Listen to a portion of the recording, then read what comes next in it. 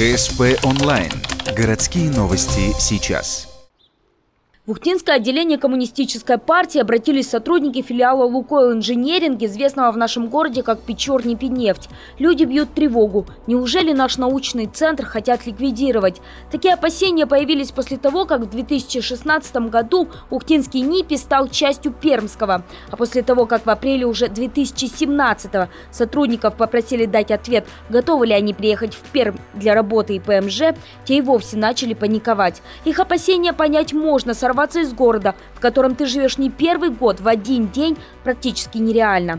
Но беспокоит ситуация и всех остальных. Это отразится на жизни всей Ухты, на налоговых сборах и бюджете. Если это ликвидация предприятия, значит и сокращение работы для ухтинцев. На сегодняшний 400 рабочих мест, плюс у меня есть данные, что по этому году вообще около 1000 рабочих мест у нас сократилось и в нефтяной, и в газовой отрасли именно по нашему городу, я еще раз подчеркиваю, то это будет существенный удар по экономике города. И опять-таки людям что предлагают? Или вы уезжаете в Пермь, или идете работать продавцами в магазин.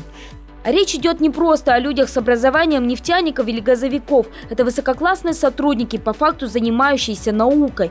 Ветераны этой отрасли переживают, закрыли уже большую часть научных предприятий. Печорнепинефть едва ли не последняя. Допустить его ликвидацию попросту нельзя. Тем более, что за 79 лет, а именно столько существует этот институт, работы у его сотрудников меньше не стало.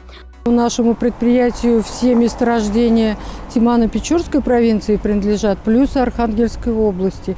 Они тоже занимались и проектированием, и разработкой этих месторождений. И самое главное, о чем мне больше всего, что у нас здесь в Ухте есть мощнейший университет, который готовит молодые кадры. И эти молодые кадры очень много лет проходили практику в институте. После эти выпускники шли в Печорнепинефть работать. А теперь почти 400 рабочих мест под угрозой сокращения. Коммунистическая партия совместно с частью сотрудников, как настоящих, так и бывших, говорят этому решительное «нет». Теперь они готовят обращение к руководству города и региона.